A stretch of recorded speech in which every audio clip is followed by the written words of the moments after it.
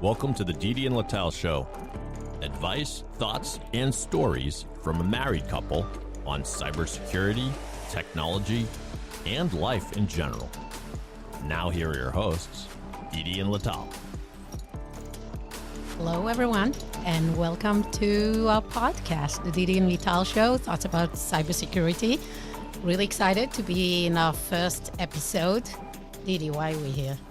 So, we're going to talk a little bit about us and why somebody should listen to us and why should people care about what we have to say and listen to our arguments.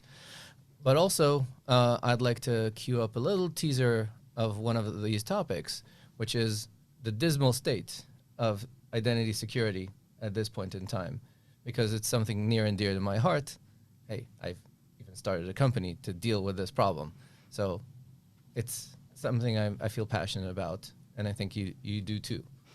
Absolutely. Well, let's introduce ourselves. So let's do that. Let's do that. I'll let you cue it up because you're a tough act to follow, but I will enjoy it still. Introduce yourself, please, Lital. All right. So married to Didi. We have 3 kids, and I do marketing. For more than a decade, I do marketing in cybersecurity, and I love it. Such an exciting time to be in cybersecurity. So many stories to tell. I'm going to take a little bit of credit. How did you get to marketing in cybersecurity? Oh, it's you. Definitely you that said that's the best place in tech to be in. And that was more than a decade ago. I take credit for saving you from Procter & Gamble. Yeah, I was in consumer goods for a decade before that. And I love startups. I love technology. I love understanding technology and telling the story of technology. And I think we're in a fascinating time when everything changes. Well, it's challenging.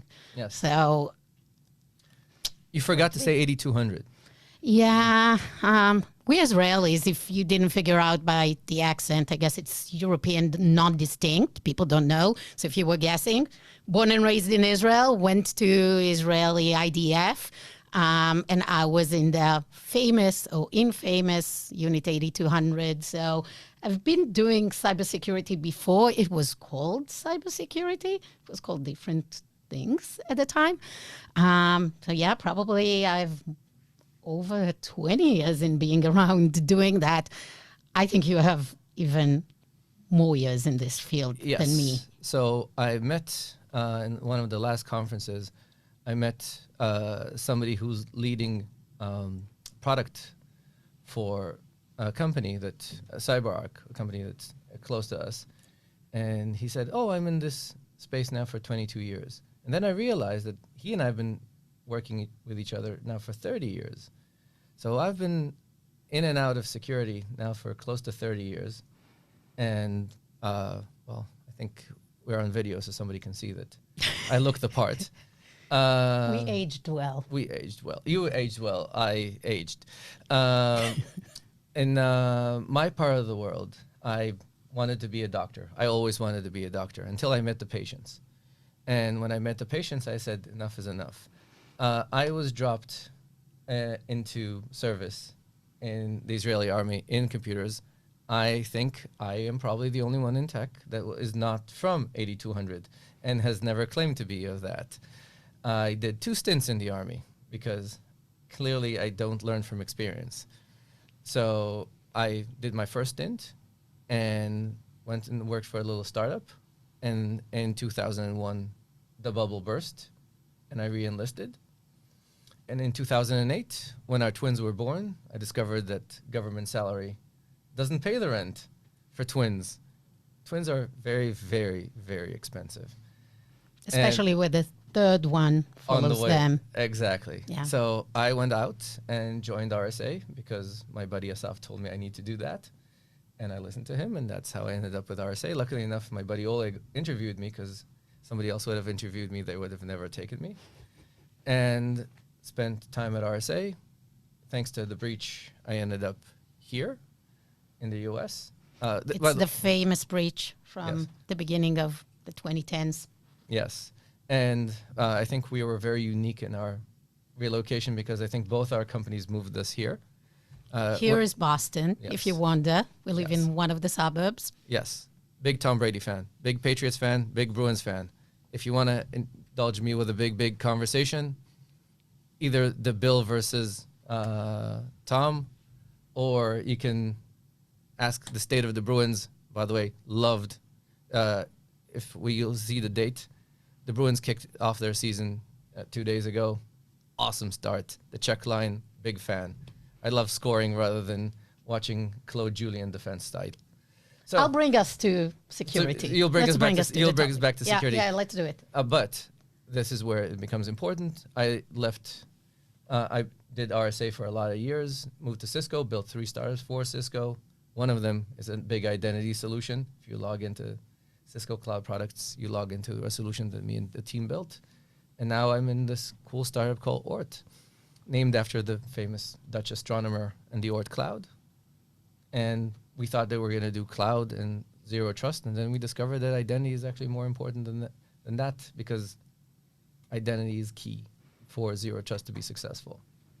And we'll talk about it in a minute. Yes. You already promoted your company. I'll promote mine for a second. So I work in a company called Hunters, and we are helping companies move beyond SIM. So if you think about it, at the center of any SOC, any big security or operation center, they have this legacy software called SIM that collects data from across the environment, cross-correlate it, and then people need to work hard to help them detect and respond to some threat in their environments. We think that this needs to be modernized. So we automated the whole way from data ingestion, putting it in a modern infrastructure like Snowflake, in a way that can actually consume data in a scalable way. And then we automatically cross-correlate, investigate, show the security analyst real threats in a way that they can easily consume and understand what's going on. So that's the promotion. Let's move to discuss why we're here. Yes.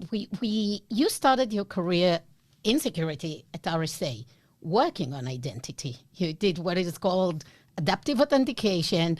And yesterday I was just thinking about it. I was buying a domain for this podcast on GoDaddy, and I had all those questions of like, what was the name of my first pet, and the high school I attended, and maiden name of my mom, and all those things that I was like, oh my God, how come they still ask me those questions as a security question when I think all this information is probably on my social media.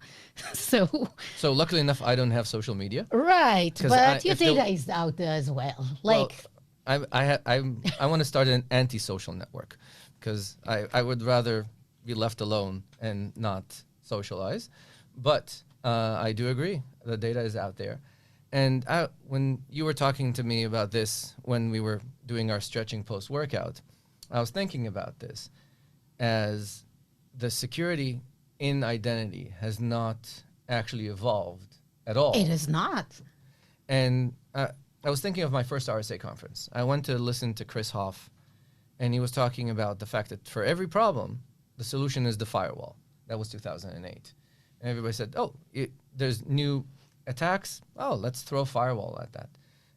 There's networking problems. Let's throw a firewall at that problem. It worked for a while. But he was showing a list of threats, and he said companies need to wake up and build something new. And lo and behold, EDR came to life, NGFW came to life, SIMs actually got the second wind and adopted into more UEBA-related things. Right now, there's been a big shift from underneath our feet. Nobody works at an office. Nobody's protected by the firewall. Everybody's data is out there. Everybody's data is very accessible and available. And every company that owns data gets breached. So in case you're like me and you put nothing out there, you still deal with the Social Security Office, you deal with the IRS, you deal with Newton Public Schools, horrible security probably, So Your it means doctor, my doctor, the Epic. kid's Epic, pediatrician. Yeah, Epic is great. Epic is great. I'm guessing that not as secure as people think it is. And my guess is that that data is easily out there. So assuming that you can ask me anything, any knowledge, anything that's related to my things that I know that nobody else will know is out the door. Assuming that SMS is something that's protected. There was the Twilio, hopefully I'm pronouncing their name correctly. Twilio, I think. Yeah, a breach, clearly not an effective method of securing. And you mentioned the replacing SIMs. One of the challenges that is SIMs, they security products really love to address the nature of the consumer. SOC teams are ADD. Tell me what's happening now. Tell me what's happening now. Tell me what's happening now. I don't care about about the past. I care about now. Mm-hmm. And therefore, they don't have the patience to learn about identity, the patience to and breadth of understanding not just what's there, but what's not there. And that's kind of a little bit of where I think there's been a little bit of a challenge with understanding security with the current tool sets. Well, it's hard to change tool sets, right? I mean, you have them, they're working, and then they stop working because the data is out. It's easy to impersonate your employees. Like we've just seen, there is like this trend of impersonating people on LinkedIn, and like people using false identities to apply for jobs. It's been now since the pandemic. Nobody meets in person. You can fake things on Zoom even. It's unbelievable. So thinking that we still have systems that were developed to be secured based on thinking that there are things that only I know and that will make sure me is me, it's crazy because everybody can know, unfortunately, my social security now. It's been leaked in the Equifax breach almost a decade ago. It's there. It's probably searchable. My cell phone number is on every Zoom info. Every SDR knows to call me. So Yes, how would they got a know call. that it's me? I got a call this morning from SDR. From yeah. SDR on my bike. By the way, this is where I'm going to pause and say, if you're listening and you're an SDR, a BDR, any salesperson, please don't call me. And you know what? I have a better idea. I have an interesting suggestion. If you want to sell to me, here's the path that I will allow. Call your CISO. Call whoever is in charge of your security. If you give me a chance to pitch to him why he needs to buy either Ort or Hunters, I will listen to their pitch. It's a barter. Exactly. We'll buy your product if you buy ours. Exactly. Or Okay. at least listen. I'm willing to listen if you're willing to listen back. Okay, time for time. Time for time. Exactly. So are we thinking about this problem correctly? So people are the perimeter nowadays. You don't like these buzzwords. I'm the marketeer here. Exactly. So Yeah. yes. So in my world, everybody's dancing around the identity's the new perimeter. Identity is the new firewall. That's mine, by the way. I think we in the security space, we talk like we're writing a white paper, and we shouldn't. Jargon. Yes. Yeah. Our daughter is dyslexic, and I like to say, guys, if my daughter can spell this, I'm not using that word, at least not in spoken language. And I think what's happening is right now we've built hundreds of lines of defenses, but identity problems were always there. So even in the initial wars, people had this password to say lightning, thunder, to be able to know who's on your side and who's on that side. Impersonation was always there. The RSA breach kind of made it go away because nerds really liked the ability to hack people's machines and they didn't need to interact. But now 16-year-old kids call you up and say, hey, I'm your IT guy. Can you send me your password? And I remember from the old RSA days, we were talking to a bank and they were talking about vulnerable personalities and vulnerable people. And we listened to an interview with this lovely old lady that had her account taken over 5 times. And the bank said, but we send you this communication training, and we offered you security training. But she said, but they were so persistent. They were so persistent. And right now, identity attacks are just so persistent. So we like to please. It's human beings like to help. Yep. So social engineering works. You know, somebody calls you, they ask for your help. You will end up helping them. Maybe not you. Yes, but exactly. A certain, you don't care, but a certain percentage would, because this is how we brought up. Yes, kindness is supposed to be a virtue. You're getting an email from your manager asking for your help. You immediately think, you don't think, oh my God, somebody impersonate my manager. You think, my manager needs my help. There you go, mister. I'm ready to help. Yes, and no, we're not sending gift cards. This has attack been targeted on us now several times. No, we're not sending gift cards.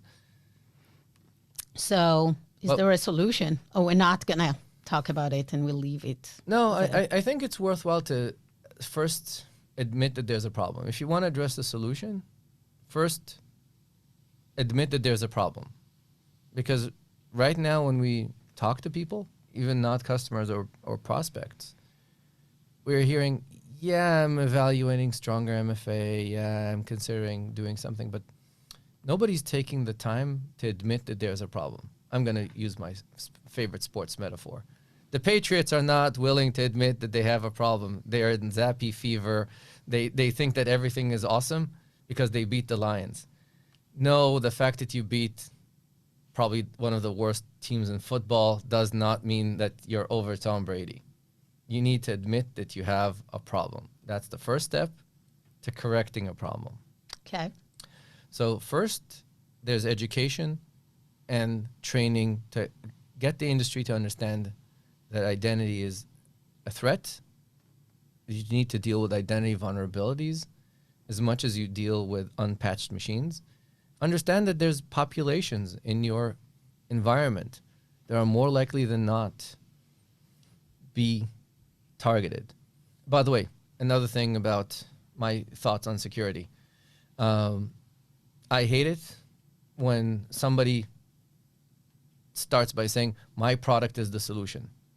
Products are not the solution. Products are not the solution.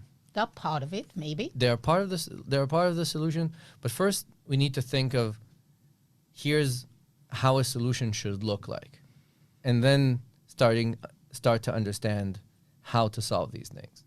So as I said, let's start by breaking down. First, you need to get visibility into what your users are doing, not an account, not a machine. A person. Understand each person in your company. And where is he located? What is he doing? Exactly. What is he using? Yes. And in the meantime, deal with the contrast of the fact that regulation would like you to not know anything about that person. Absolutely. Because of privacy. So you need to walk that balance and understand that the fraudsters don't care about GDPR. They care about attack. So you need to know people and know their behaviors. Understand people. Understand where threats will come from into your environment. And also understand what you're willing to lose. For example, are you willing to let some level of breach happen to allow for business to continue? Run these analyses. Understand your business and understand your threats and your vulnerable people. Understand if you need to secure these vulnerable people more. Understand if you need to secure those vulnerable assets more. After you do the math, do the assessment, scan through this, now start enforcing. And second, you need to start thinking in terms of your security teams. Are your security teams staffed to deal with this problem effectively?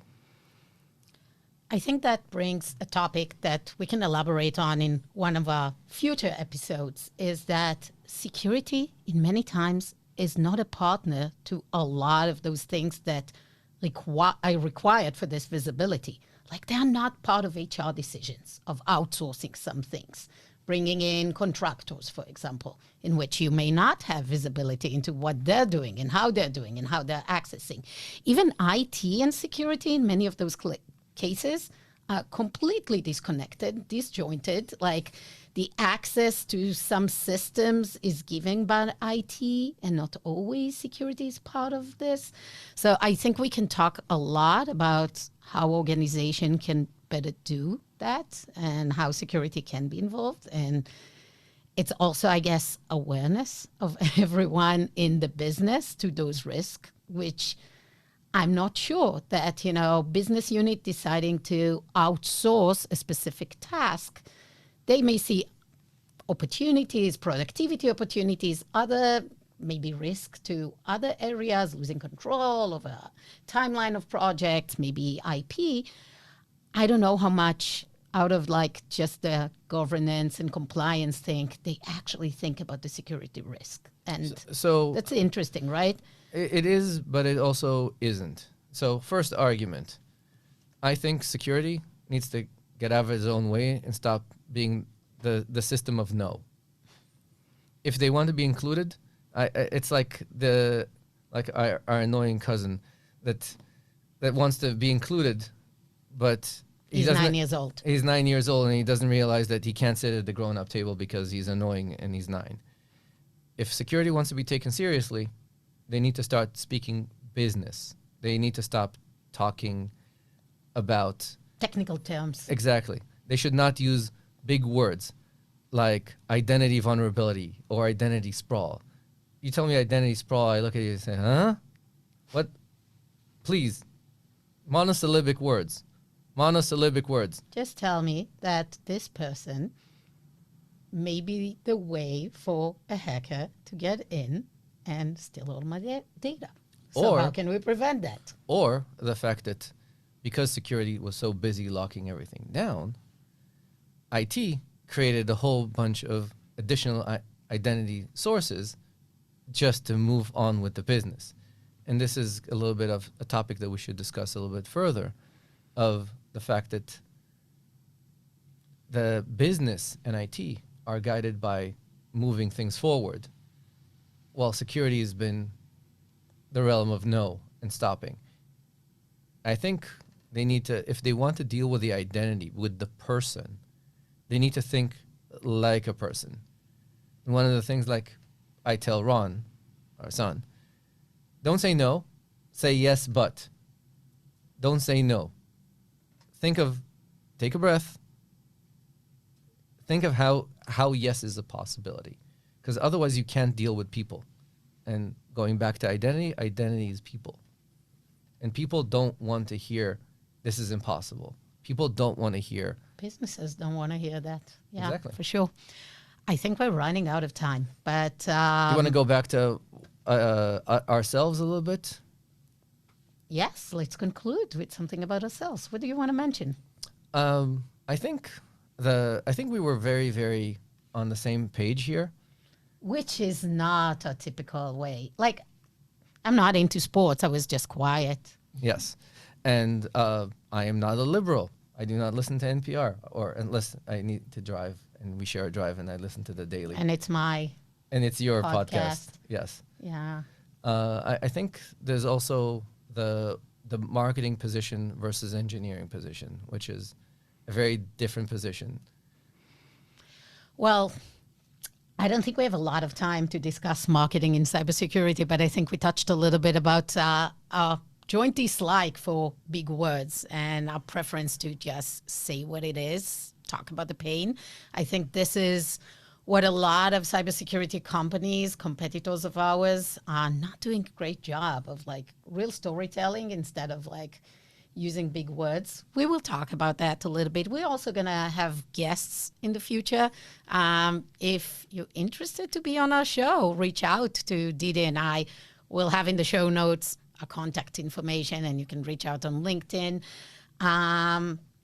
think we had a great time for this thought. I think so too. I Any think thoughts you want to leave people with? yeah, I think I like to give people the thought of what to vote on. So if you're gonna give things people about our topics, kind of choose your own adventure. I'm giving a shameless plug to my buddy Dimitri, who always says choose your own adventure. So I think one of the topics I would like to cover in our future podcast is, where is security marketing going wrong? And we're not going to plug our favorite plug of our topic of today of the lobby of the Marriott, but we're going to discuss that. I think I would like to discuss a little bit more of kind of the failure of UEBA, and even people don't understand what UEBA does. But if people But I understand user behavior is key, because we just talked about that for Yes, but- almost half an hour. yeah, but if people want to hear us talk about UEBA, Vote on that topic. yeah. Another one is observe versus act. A lot of our security tools, even our own security tools, do a lot of tell me problems. And like I tell the kids, don't tell me about a problem. Give me a solution. And I think this is where we need to discuss about alert fatigue and over alerting and underdoing in our security products, not just ours, but in general. So these are like 3 topics I was thinking about. And I would like to know from the audience, what would they want to hear next? If you have other topics you'd like us to discuss, we'll be happy to. And next time will be a little bit more controversial, I think. Yes. Maybe And people would like to hear us fighting a little bit, like we do on a regular basis. we can just raise the topic of any holiday vacation and start arguing about my mom. I hope she's not listening. It's beyond her skill set.